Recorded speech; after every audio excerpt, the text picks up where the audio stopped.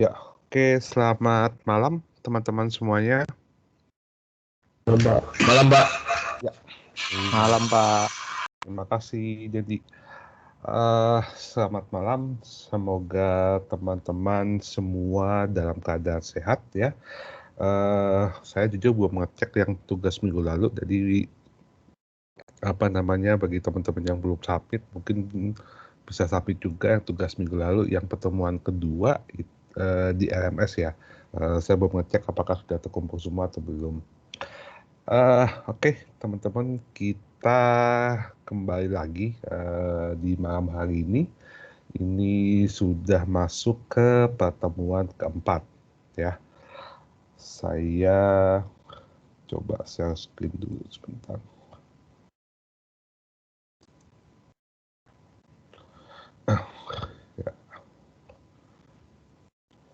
Ya. Jadi teman-teman, mungkin saya akan coba info ke teman-teman ya. Memang jujur aja mata kuliah ini, mata kuliah manajemen risiko itu adalah sebuah mata kuliah yang mungkin sedikit lebih abstrak ya teman-teman. Jadi kalau teman-teman kesulitan, saya akan memaklumi ya, karena butuh membayangkan, butuh menganalisis ya, mungkin berbeda dengan aktivitas teman-teman semua yang memang sangat erat hubungannya dengan teknologi ya. Jadi ini memang lebih abstrak, bisa dibilang seperti itu. Nah, hari ini teman-teman kita akan mulai masuk kepada manajemen risiko, khususnya di dalam sebuah perusahaan yang dinamakan dengan Enterprise Risk Management atau ERM. Jadi di dalam konsep manajemen risiko yang berlaku secara umum, secara global, itu memang sudah ada standarisasi, sudah ada sebuah bisa dibilang panduan atau sebuah framework ya, yang bertugas untuk menganalisis atau memanajemen sebuah risiko itu sendiri. Pada lisan kemarin kita sudah saya sharing kepada teman-teman semua tentang konsep manajemen risiko secara umum gitu ya.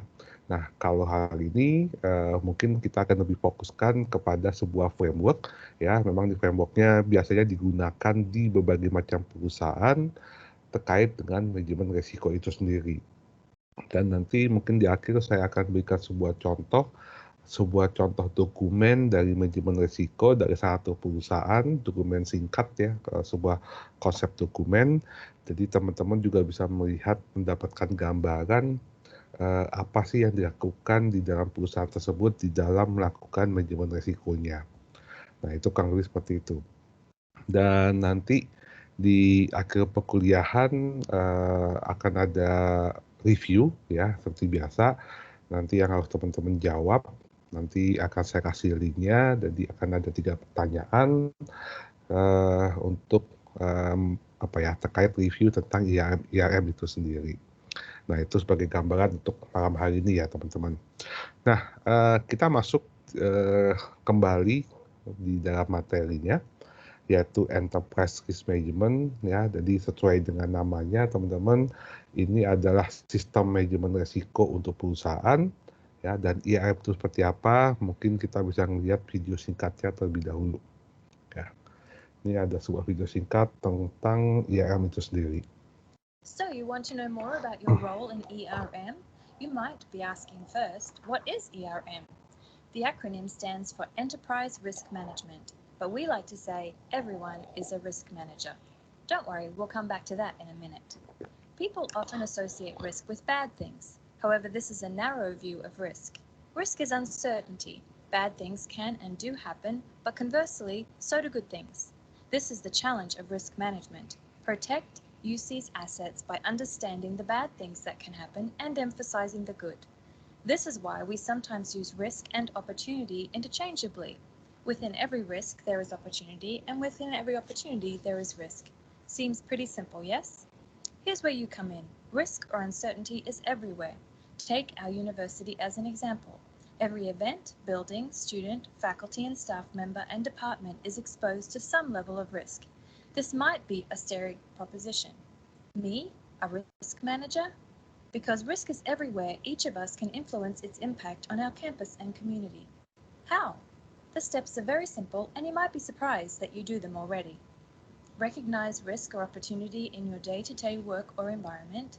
Investigate the impact of that risk or opportunity to the university community. Start taking steps to manage the risk or opportunity, and know who to go to for help.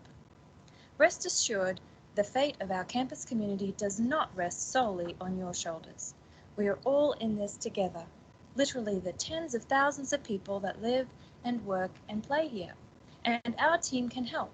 Enterprise Risk Management provides consultation on all risk areas. We've seen it all. We can help find a solution that manages the uncertainty in the situation you face. We look forward to working with you. Thanks for being a great partner. Oke, ini gambaran singkat teman-teman tentang enterprise risk management. Jadi dikasihkan adalah bagaimana setiap orang itu menjadi manajer risiko bagi dirinya sendiri. Dan ketika teman-teman berada dalam sebuah organisasi dan ketika teman-teman juga menjadi seorang manajer atau seorang pemimpin sebuah perusahaan, teman-teman juga harus bisa melihat secara keseluruhan. Ya, masing-masing orang itu pasti akan punya resiko. Ya, ketika teman-teman bekerja sama ya atau membuat sebuah proyek di dalam IT misalnya, kita dalam konteks organisasi, teman-teman memilih teman dalam satu kelompok ya, untuk bekerja atau untuk mengerjakan tugas. Kalau kita ngambil case di dalam perkuliahan misalnya, ya teman-teman pasti ketika membentuk sebuah kelompok kelompok tugas misalnya, paling gampang gitu aja, dalam kelompok tugas teman-teman pasti akan membutuhkan resiko. Resikonya misalnya ini teman-teman saya si A nanti bisa mensupport kerja saya nggak ya? Nanti si B ini nanti malah menghilang ya. Jadi membutuhkan sebuah strategi dan kita pasti akan mencari resiko-resiko yang lebih kecil ya. Sama ketika kita dalam sebuah kehidupan. Ketika teman-teman membuat sebuah proyek ya, entah itu membuat sebuah proyek bisnis atau teman-teman ketika membuat sebuah proyek dalam perusahaan gitu ya, teman-teman pasti akan memilih anggota tim ya yang sesuai dengan teman-teman semua. Ya, sesuai di sini bisa diajak bekerja, punya satu visi yang sama, punya tujuan yang sama ya. Sehingga ketika menghadapi resiko atau menghadapi hambatan yang terjadi, teman-teman mampu meminimalisasi hal tersebut. Ya. Nah, itulah salah satu yang menjadi fokus di dalam sebuah enterprise risk management itu sendiri. Jadi ketika dalam sebuah perusahaan, kita tidak hanya memikirkan resiko yang besar, tapi kita juga memikirkan resiko individu di dalam sebuah perusahaan tersebut. Ya, pegawai kita seperti apa, si B seperti apa dan sebagainya. Saya mungkin bercerita dengan pengalaman istilahnya ya. Kebetulan kalau di tempat saya memang saya lebih banyak berkolaborasi atau bekerja sama dengan berbagai macam perusahaan gitu ya. Nah, ketika kita diskusi pertama kali dengan perusahaan B, wah mau kolaborasi, ini ada sebuah proyek nih misalnya, terus kita diskusi, di situ pun kita akan melihat ini potensi kedepannya bagaimana ya gitu ya. Saya tidak hanya melihat potensi proyek itu apakah dari uangnya saja ya, atau seberapa besar uang yang kita dapat, tidak hanya itu gitu ya. Mungkin saja kita mendapatkan proyek yang bernilai cukup besar.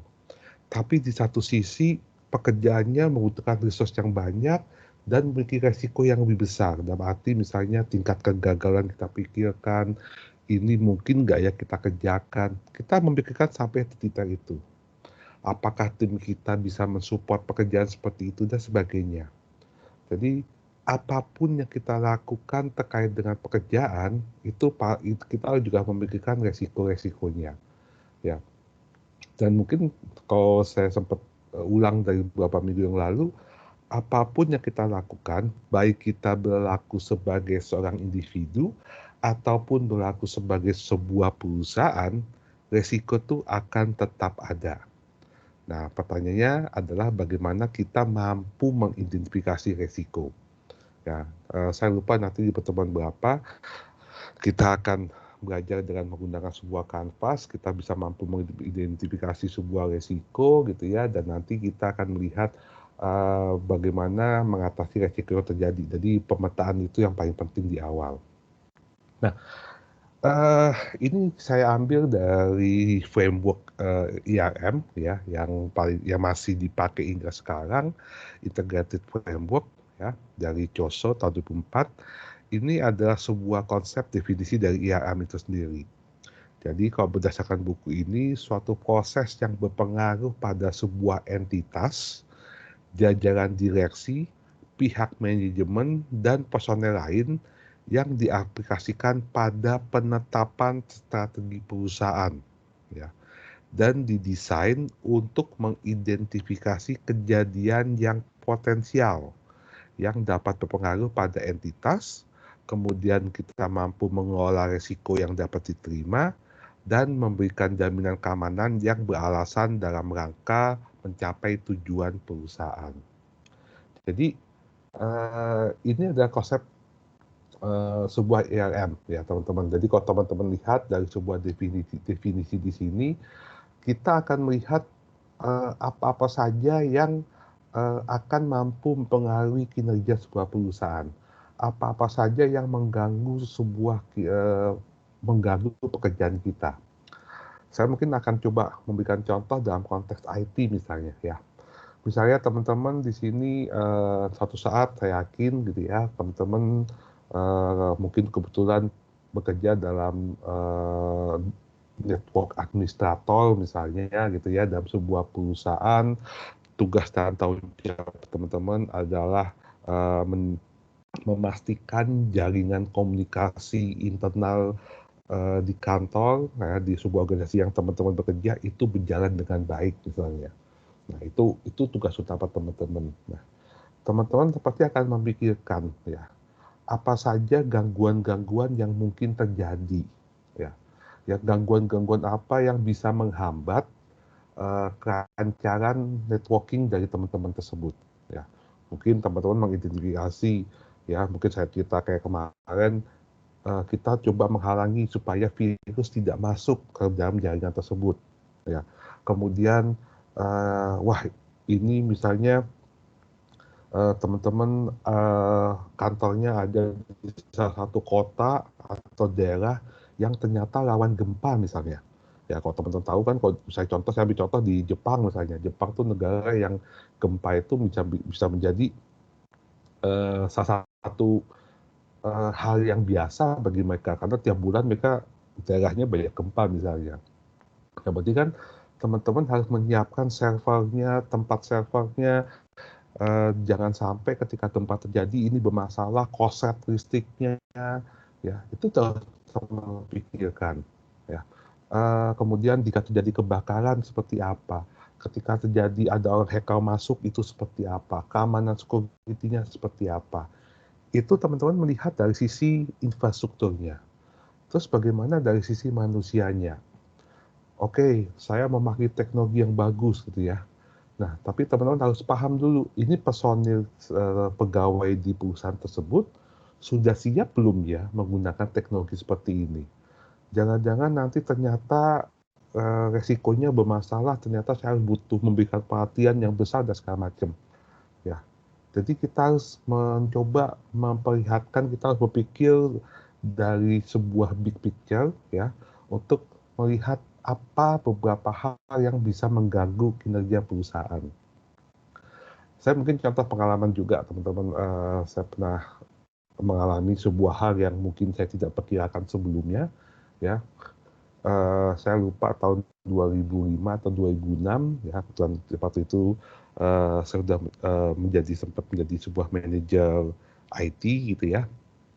Nah, pada saat itu budget perusahaan terhadap software di kantor kita tuh dipangkas habis-habisan gitu ya, karena memang waktu itu kondisi perusahaan tidak baik gitu ya, sehingga budget untuk IT dikurangi gitu.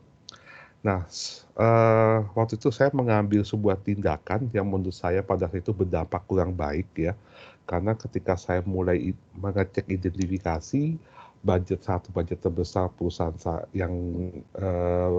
saya keluarkan untuk IT itu paling banyak adalah membeli license ya, entah license Microsoft, license Microsoft Server, Office lah, beberapa aplikasi itu yang paling banyak ya, berdasarkan pengeluaran kita setiap bulan. Nah, kemudian apa yang saya lakukan pada saat itu? Saya lakukan ekstrim, saya ganti semua aplikasi pada saat itu, semua perangkat komputer yang ada di kantor itu dengan menggunakan open source. Ya. Kenapa kita tidak mencoba bajakan? Karena pada saat 2026 di Indonesia itu ketat sekali dengan pengecekan pembajakan. Jadi banyak banget tiap polisi itu masuk ke beberapa perusahaan untuk mengecek. Ya, itu dendanya cukup banyak waktu itu. Sehingga kami tidak berani mengambil resiko. Sehingga saya ganti semuanya open source, OS saya pakai Red Hat Linux lah, ya, pakai Open Office semuanya gitu ya. Secara dana soft gitu ya, karena budget yang kita keluarkan bisa dibilang turun drastis. Namun ternyata ada sebuah resiko yang saya tidak perkirakan ya. Resikonya apa? Ternyata pegawai di tempat kerja saya tidak bisa menggunakan Linux, tidak bisa menggunakan Open Office ya. Sehingga mereka kesulitan menggunakan sistem operasi tersebut, kesulitan menggunakan Open Office gitu ya. Dan akibatnya apa? Berdampak kepada kinerja. Ya, kinerja tuh operasional terganggu sekali selama 1 bulan tuh berantakan sekali waktu itu. Sehingga tim IT saya cuma berempat itu kerjaannya waktu itu lebih banyak membimbing atau memberikan ya pendampingan kepada para pegawai gitu ya. Dan itu ternyata mengajari para pegawai dengan suatu hal yang baru itu bukan pekerjaan yang mudah. Ya. Sehingga hanya waktu itu jujur aja saya tidak memperkirakan hal itu terjadi karena saya fokus kepada budget saja dan akhirnya berantakan semua. Dan itu adalah sesuatu tindakan yang memang saya tidak perkirakan resiko-resiko yang terjadi. Nah, itu contoh buruk teman-teman ya. Jadi ketika kita melakukan sebuah kegiatan yang ekstrim misalnya, dan itu berpengaruh pada sebuah perusahaan, kita juga harus tahu resiko-resiko apa yang terjadi. Ya. Sehingga ketika hal tersebut terjadi, kita sudah perkirakan. Jujur aja pada saat itu saya tidak memperkirakan hal itu terjadi. Ya. Karena saya berasumsi semua orang bisa gitu ya. Padahal yang bisa ya tim IT doang. Ya, pegawai-pegawai yang lain ternyata tidak bisa. Dan itu berdampak luar biasa. Nah, itulah dampaknya ketika kita tidak mampu mengidentifikasi resiko-resiko yang terjadi.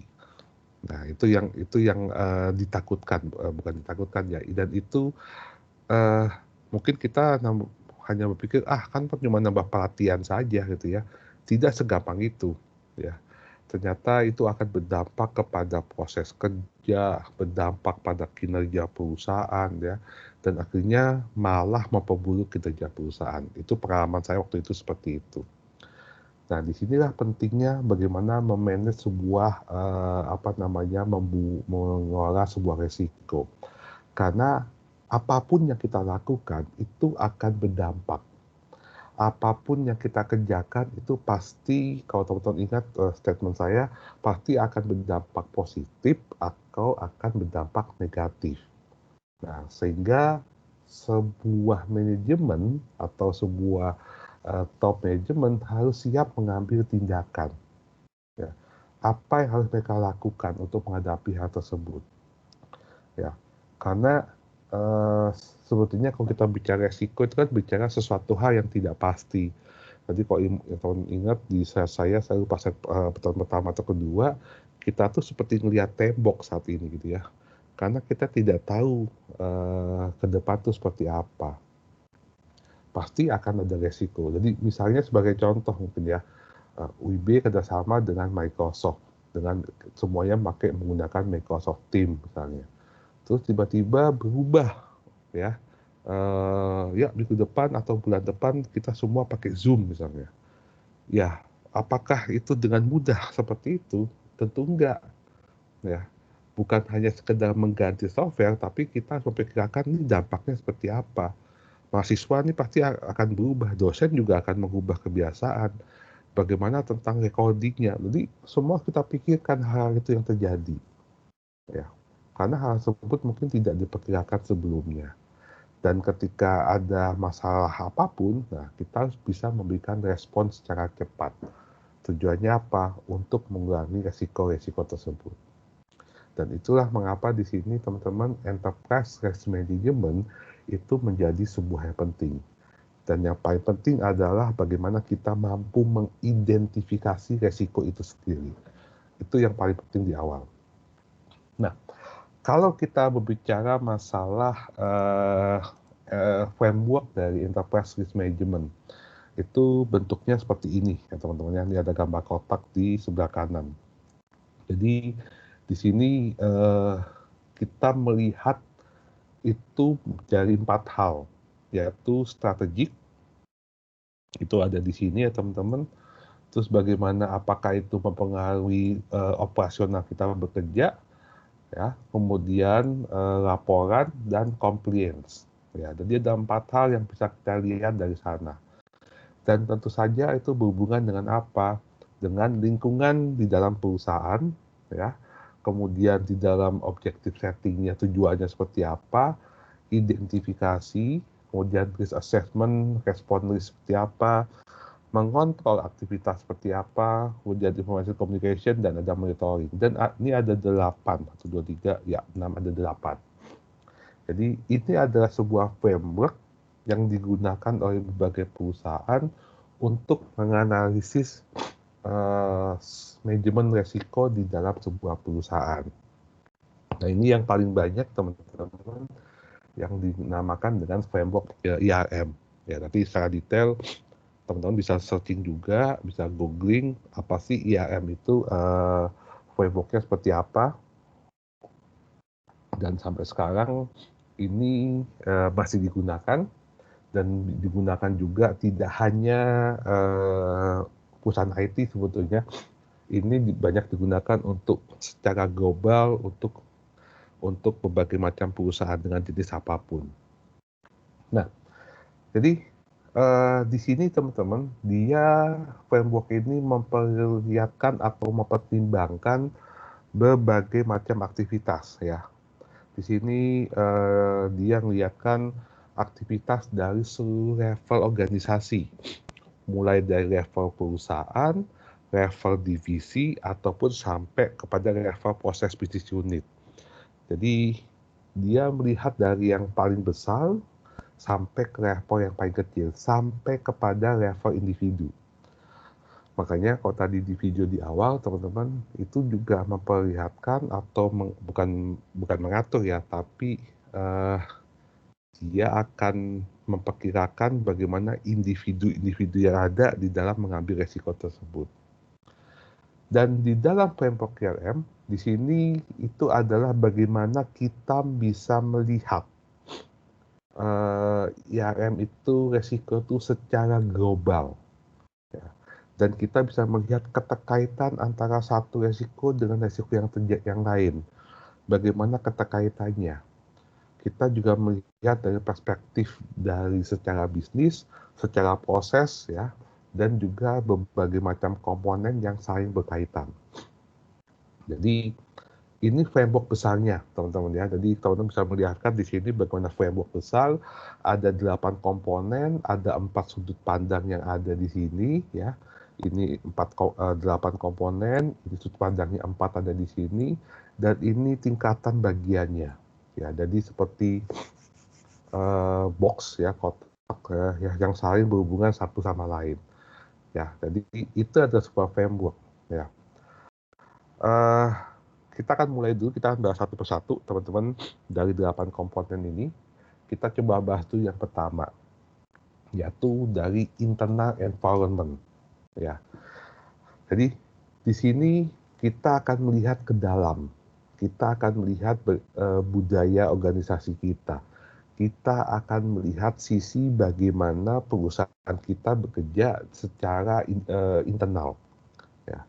Jadi kita melihat proses-proses apa yang terjadi di dalam sebuah perusahaan kita, mana potensi-potensi yang mampu menghasilkan atau menyebabkan terjadinya resiko. Ya. Ini lebih kepada internal sebuah perusahaan. Ya, atau mungkin melihat pada internal lingkungan perusahaan itu sendiri. Tidak hanya budayanya, tidak hanya infrastruktur, tidak hanya individunya, ya, tidak hanya teknologinya, itu lengkap semuanya. Ya. Dan kita memperkirakan ketika ini terjadi dampaknya seperti apa, ya. Dan akan berdampak apa kepada organisasi tersebut. Ya. Ini kalau saya ngambil contoh kasus saya tadi, ya, ketika mengganti semua aplikasi dengan open source gitu ya, saya tidak menegakkan hal ini terjadi. Namun ketika terjadi perubahan, ya, ternyata ya berdampak besar kepada budaya perusahaan tersebut. Budaya di sini adalah cara kerja. Ya, pasti teman-teman akan merasa terganggu ya ketika teman-teman berubah. Ya, ketika teman-teman sudah terbiasa mungkin bahkan bertahun-tahun mengerjakan hal tersebut, terus tiba-tiba teman-teman berubah, ya itu pasti akan berdampak. Ya, dan kita harus bisa melihat itu, termasuk diri kita, teman-teman. Ya, teman-teman misalnya suatu saat teman-teman dari kecil tinggal di Batam. Ya. Suatu saat teman-teman ternyata mendapatkan pekerjaan ataupun dipindahkan oleh perusahaan teman-teman ya dari Batam pindah misalnya ke Jakarta atau ke Bandung atau ke kota lain yang teman-teman belum pernah. Saya yakin teman-teman pasti akan ada rasa perubahan yang besar, situasi lingkungan yang berubah dan sebagainya. Ya, dan itu sama dengan ketika kita bekerja. Ketika teman-teman juga harus paham seperti ini. Ketika organisasi itu sudah terbiasa dengan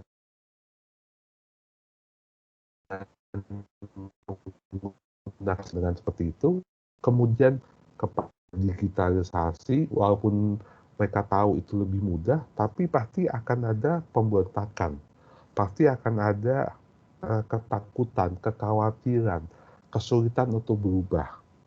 Nah, hal tersebut harus kita pertimbangkan. Jadi ada beberapa hal, terkadang hal ini yang sering dilupakan orang ketika mendevelop sebuah teknologi itu perusahaan, teman-teman. Ya, entah teman-teman membuat teknologi jaringan baru atau membuat sebuah aplikasi baru atau apapun, ya, pertimbangkanlah perubahan yang terjadi. Ya. Ketika Gojek muncul, misalnya dengan menggunakan aplikasi yang bisa membantu tukang ojek dan segala macam, itu mereka juga butuh proses, gitu ya. Dan proses itulah yang dikawal oleh Gojek. Dan mungkin kenapa QR code itu menjadi cepat orang menggunakan QR code. Karena orang tidak butuh belajar banyak menggunakan QR code. Orang ketika menggunakan QR code, dia hanya butuh men-scan. Seperti orang memfoto, kan kalau orang QR code cuma seperti ini doang ya teman-teman ya. Seperti kita melakukan foto pada sesuatu. Sehingga orang tidak berubah banyak. Nah, tantangannya adalah ketika seseorang itu melakukan perubahan perilaku yang yang cukup besar. Nah, itu biasanya membutuhkan waktu dan itu terkadang sulit. Nah, itu terkadang yang tidak dipikirkan oleh orang yang melakukan berbagai macam perubahan di dalam organisasi itu sendiri. Nah, itulah yang dimaksud dengan internal environment. Jadi teman-teman juga harus paham ketika melakukan sebuah perubahan, teman-teman juga harus paham perilaku manusia juga harus berubah. Bukan hanya sekedar menggunakan sebuah teknologi. Sama contohnya lagi untuk internet environment misalnya. Teman-teman sudah terbiasa menggunakan pakai Windows, ya. Tiba-tiba dikasih komputer Mac gitu ya, walaupun komputer Mac lebih mahal, lebih bagus katanya, gitu ya. Tapi teman-teman pasti membutuhkan waktu, ya. Wah, menunya agak berubah nih, kalau Mac kayak gini, kalau Windows seperti ini, ya. Pasti akan beberapa hal menu yang berbeda, settingannya berubah, ya. Dan itu pasti kita akan butuh waktu untuk melakukan perubahan. Nah, hal perubahan terhadap teknologi itu harus kita pikirkan sehingga kita bisa meminimalisasi resiko-resiko apa yang terjadi. Yang kedua adalah objective setting. Ya, ini terutama digunakan ketika kita berada di sebuah manajemen. Jadi kita harus tahu namanya risk appetite, ya, yaitu itu lebih kepada level of risk atau tingkatan resiko. Jadi kita harus berpikir, kalau mungkin dulu di entrepreneur saya bilang ke teman-teman, ayo kita berpikir helicopter view gitu ya. Nah, ini ilustrasinya seperti ini ya, ilustrasi gambar di kanan. Kita, kalau teman-teman bayangkan ya, kalau kita berada di atas, kita naik helikopter ya, kita akan melihat satu kota atau segala sesuatu itu dengan lebih luas. Itulah ilustrasinya. Ketika kita melakukan sebuah kegiatan atau sebuah tujuan di dalam perusahaan, kita juga harus bisa melihat secara lebih luas. Ini tingkatan resiko apa saja yang mungkin terjadi, ya. Dan mana resiko yang bisa kita terima atau mana resiko yang tidak bisa kita terima.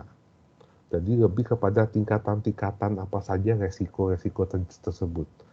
Dan kita harus berpikir secara luas, ya. Jadi kita tidak bisa berpikir walaupun teman-teman di bidangnya adalah IT, teman-teman mikirnya dari IT saja, nggak bisa. Tapi kita harus berpikir dari sisi yang lebih luas atau sisi lebih dari atas. Sehingga pikiran kita atau mindset kita juga akan lebih terbuka. Nah, itulah dimaksud dengan objective setting. Yang ketiga, itu adalah event identification. Jadi di sini teman-teman harus bisa membedakan mana resiko, mana peluang, ya. Di sini bisa memberikan kejadian yang bisa memberikan pengaruh negatif, itu mendapatkan resiko, kemudian kejadian yang mampu memberikan pengaruh positif, dan itu adalah menjadi sebuah peluang. Jadi ketika teman-teman memperkirakan kejadian itu adalah negatif, itu adalah resiko. Tapi memperkirakan sebuah kejadian yang positif, itu adalah peluang. Jadi teman-teman harus bisa membedakan mana resiko, mana peluang. Peluang adalah sesuatu yang bisa kita ciptakan, ya. Sebuah opportunity, ya. Sebuah peluang yang bisa kita kembangkan. Wah, ini ada peluang seperti ini nih, ya. Kita mau ambil apa enggak? Itu peluang, ya. Karena identifikasinya adalah positif. Dan ketika kita mengidentifikasi segala sesuatu, itu bisa dilakukan untuk internal perusahaan ataupun secara eksternal perusahaan. Ya, jadi ketika teman-teman menunjukkan strategi, ya, teman-teman juga harus mampu mengidentifikasi mana resiko dan mana peluangnya. Ya, sama ketika teman-teman pasti punya tujuan hidup, misalnya, ya, ke depan saya mau ngapain, ya. Teman-teman pasti memikirkan peluang mana yang terbaik bagi saya, ya. Tapi di satu sisi itu akan ada resiko. Peluang itu yang positif, resiko itu ada yang negatif. Dua hal itu yang bagaimanapun juga harus kita identifikasi. Mana yang positif, mana yang negatif. Nah, itu yang harus teman-teman bayangkan di sini, ya. Kemudian yang yang keempat, ya. Yang keempat itu adalah risk assessment, ya. Jadi kemungkinan apa yang terjadi di dalam sebuah perusahaan.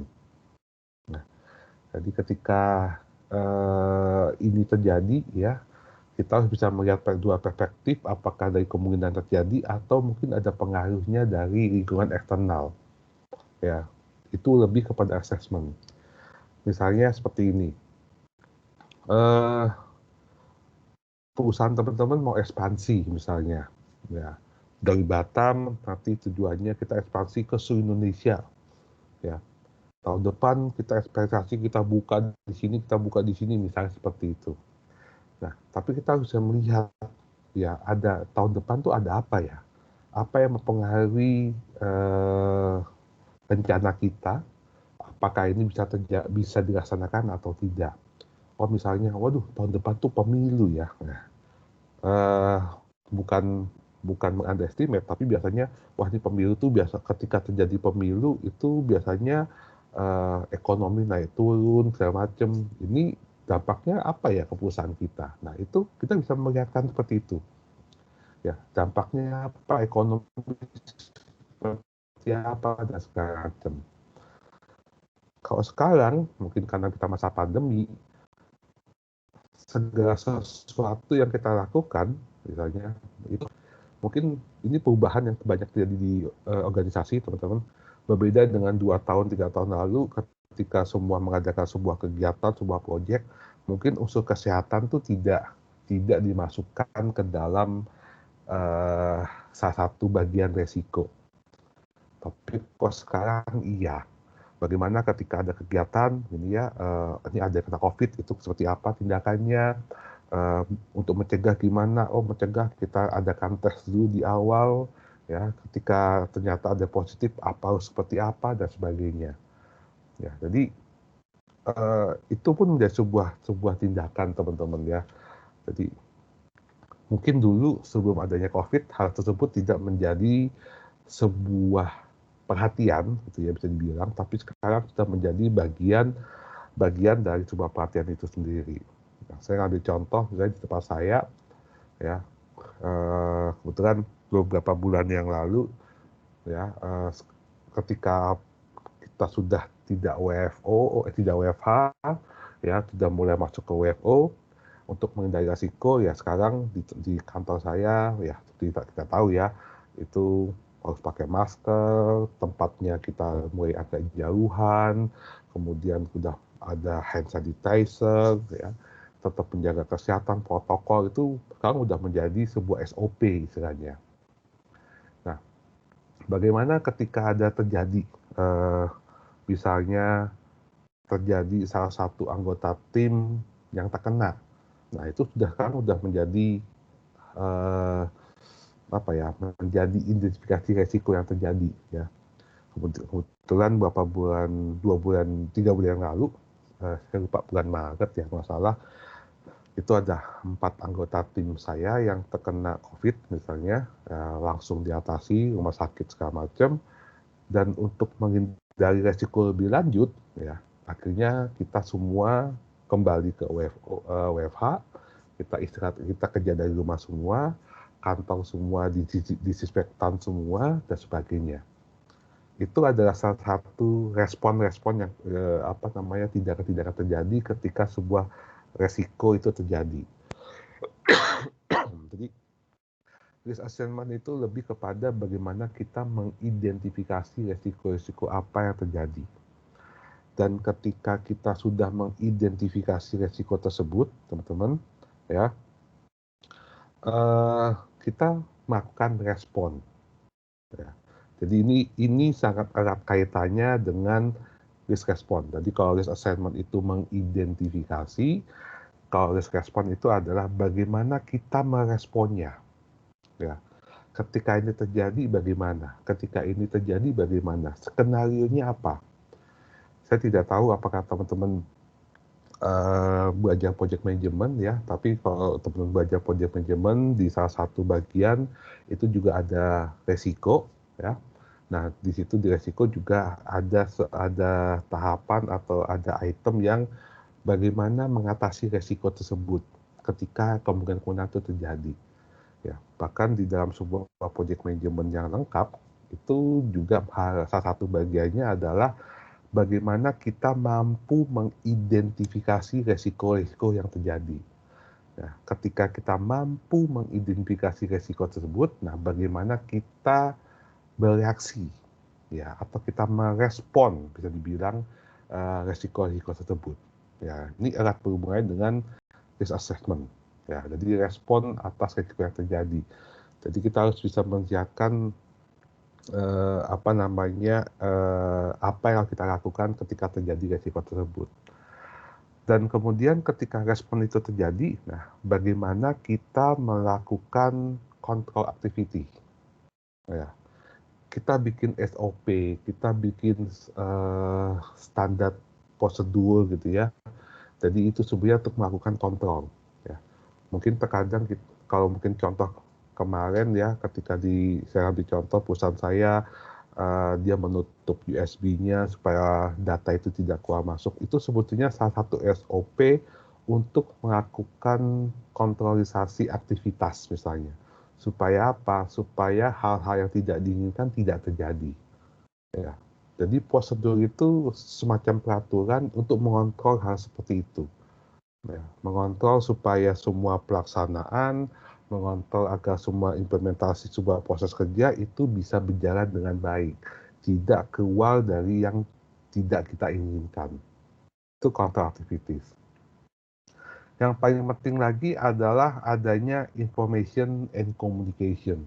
Ya, jadi komunikasi harus selalu ada, teman-teman. Ya, komunikasi itu harus selalu ada antara satu pihak dengan yang lain, satu bagian dengan bagian yang lain. Ya, harus mampu mengidentifikasi komunikasi antar bagian. Ya, komunikasi itu menjadi sebuah hal penting, teman-teman, ya, di dalam dunia pekerjaan. Ya, karena jujur aja saya sendiri masih mengalami masalah komunikasi dengan tim saya, ya, baik walaupun kita jumlahnya tidak banyak tapi sering terjadi miskomunikasi, ya, mungkin ada rasa sungkan, ya, itu juga menjadi salah satu bagian dari risiko-risiko terjadi. Bagaimana apalagi ketika kita WFH gitu ya, dari jauh-jauhan, bagaimana komunikasi bisa berjalan, bagaimana diskusi tetap bisa dilakukan, bagaimana koordinasi dengan mudah dapat dilakukan dan sebagainya. Jadi ini pasti akan menjadi tantangan.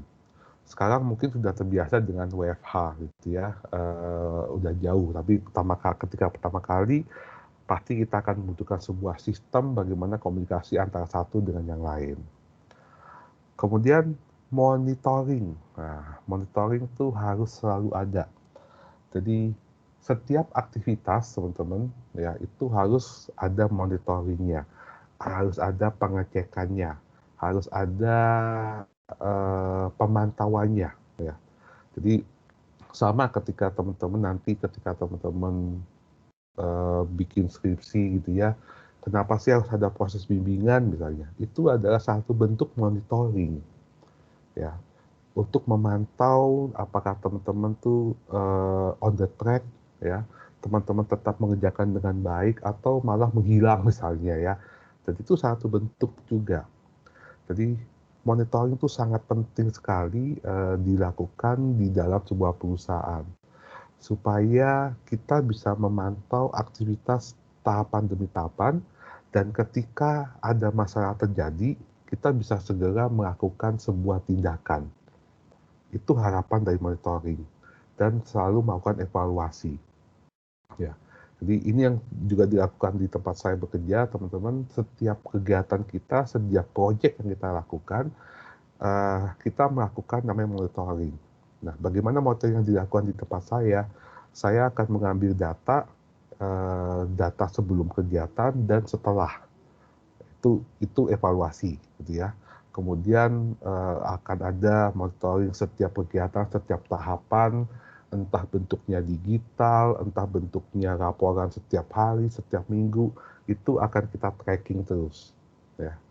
Kalau sekarang istilahnya karena kita masih sedikit manual, ya, agenda pekerjaan atau checklist itu kita menggunakan Google Drive, pakai Excel gitu ya, itu bisa kita lihat pemantauan dari masing-masing divisi, itu juga kita lakukan di sana untuk melihat apakah ada ketidaksesuaian dengan target yang diberikan misalnya. Nah, itu bentuknya monitoring. Sehingga di monitoring itu sangat erat kaitannya dengan internal control. Nah, itu sangat erat kaitannya. Jadi monitoring itu sangat erat sekali dengan internal control. Dan nanti biasanya akan pengaruh juga dengan auditor. Nah, auditor itu biasanya dilakukan oleh pihak ketiga. Biasanya seperti itu ya. Walaupun kalau di sini internal auditor itu biasanya ada satu divisi atau satu unit yang melakukan pemantauan misalnya. Kalau istilah pemantauan secara internal, dan biasanya juga perusahaan setiap tahun itu akan melakukan sebuah auditor secara eksternal. Nah, itu juga salah satu cara untuk menghindari resiko-resiko yang ada secara lebih luas. Nah, itu gambarannya, teman-teman ya. Nah, saya akan berpindah dulu. Saya akan berikan sebuah contoh, teman-teman, sebuah contoh dokumen manajemen risiko dari salah satu perusahaan supaya teman-teman bisa mendapat gambaran contohnya seperti apa. Bentar ya, saya cari filenya. Oh ya, ini.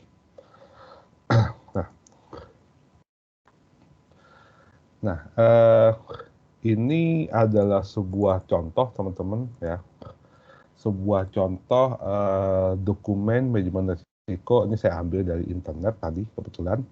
Yang ya ini saya ambil contoh aja, teman-teman, dari United Tractor ya. Jadi bagaimana sih dokumen atau pengelolaan manajemen risiko pada sebuah perusahaan. Ini sebagai satu contoh. Nah, di sini apa yang dilakukan oleh United Tractor? Ya, di sana PT United Tractor dia secara rutin ya melakukan identifikasi, kemudian dia juga melakukan analisa dan melakukan evaluasi dari potensi-potensi risiko yang ada. Dia melakukan 3 hal, teman-teman ya, identifikasi, analisis, dan evaluasi. Itu yang dilakukan terus-menerus.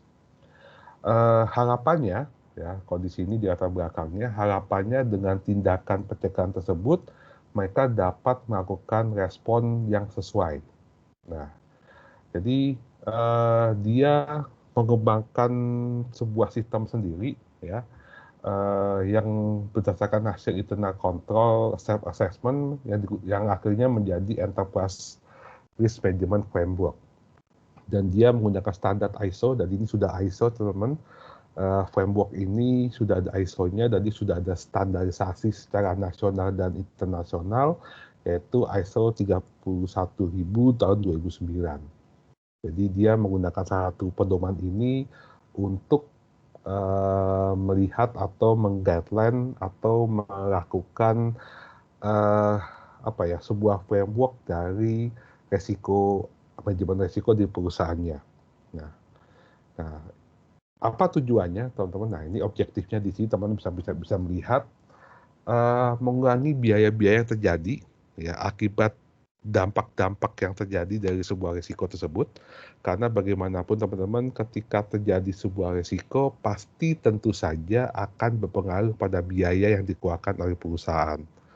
Itulah yang sebetulnya ditakutkan.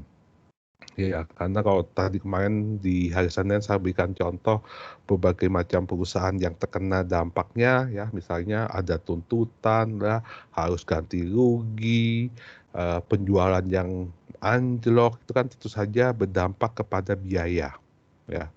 Kemudian yang kedua, membekali dengan kalian untuk melakukan perbaikan, ya, supaya tetap bisa berjalan.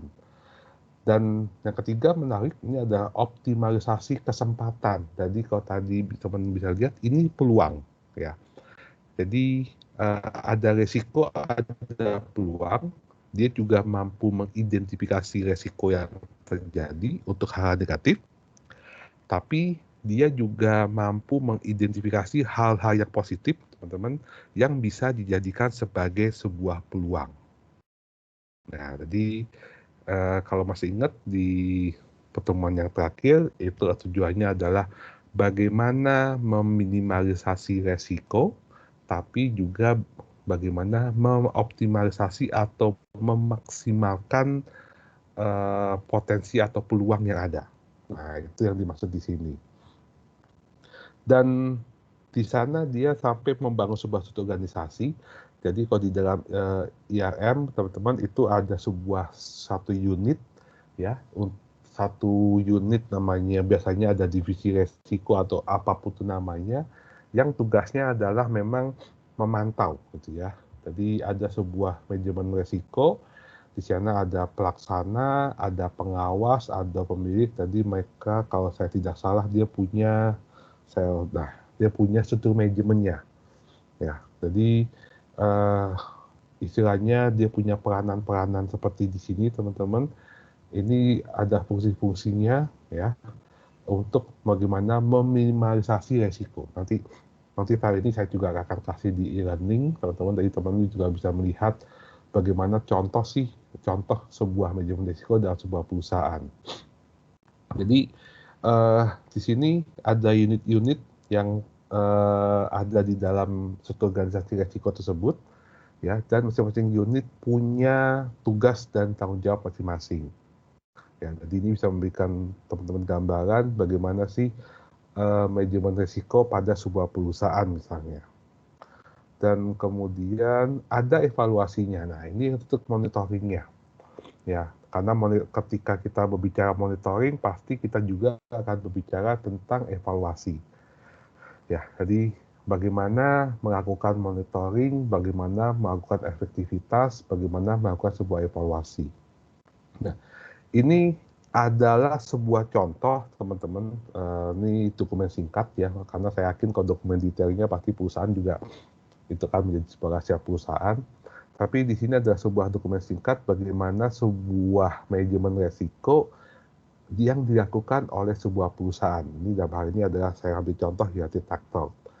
Dan maksudnya perusahaan tersebut pasti akan memiliki konsep manajemen resiko yang berbeda. Karena akan berpengaruh kepada budaya perusahaan, akan berpengaruh kepada proses bisnis sebuah perusahaan, ya, dan juga sebagainya. Ya. Tapi yang pengen saya kedepankan di sini, teman-teman, ketika kita berada dalam organisasi apapun, ketika kita berada dalam sebuah kegiatan apapun, resiko itu menjadi sebuah hal yang harus kita pertimbangkan. Ya. Bahkan ketika kita menyusun sebuah proyek, ya, proyek sederhana apapun, ya, entah lingkupnya mungkin lingkup kecil, lingkup besar, lingkup nasional, lingkup internasional, komponen resiko itu harus kita perhatikan. Ya. Makanya tadi kalau saya kaitkan dengan project management, di dalam tahapan project management pun itu ada unsur, ada tahapan yang mengidentifikasi resiko. Ya. Dan di sini teman-teman, ketika kita berbicara dalam sebuah organisasi atau dalam hal ini sebuah perusahaan, IRM itu menjadi sebuah framework, ya, bahkan sudah menjadi sebuah panduan atau bahkan sudah menjadi sebuah acuan, ya, yang bisa kita gunakan, ya, bahkan sudah ada ISO-nya, ya, biasanya ini menjadi sebuah komponen untuk ISO misalnya, karena kalau ada ISO standarisasi pengelolaan resikonya itu berarti sudah terstandarisasi, dan ini memperlihatkan pentingnya resiko di dalam sebuah perusahaan. Jadi framework ini yang bisa kita gunakan. Framework yang lain pasti akan berbagai macam itu ada, terutama sekarang juga ada framework untuk agility sebuah perusahaan, untuk perusahaan yang terus berkembang, itu juga sudah ada frameworknya sendiri, manajemen risiko, jadi ini juga cukup berkembang. Namun pondasinya tetap menggunakan pondasi framework IRM. Hanya mungkin dengan bertambahnya waktu, bertambahnya perkembangan teknologi, perkembangan dunia global, mungkin akan ada unsur-unsur tambahan di dalam framework itu sendiri. Nah, tapi yang saya pengen tekankan di sini, teman-teman, itulah fungsi daripada framework sebuah organisasi itu sendiri. Inilah fungsi framework di dalam manajemen resiko sebuah perusahaan yang harus kita pahami.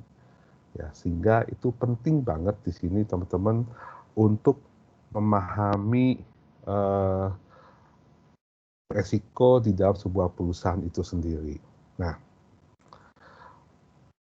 Seperti tadi saya sampaikan teman-teman, jadi nanti setelah kelas ini selesai, saya akan minta teman-teman untuk tugasnya adalah review ya, tadi ya review Google Drive, bukan Google Drive, di dalam Google Form.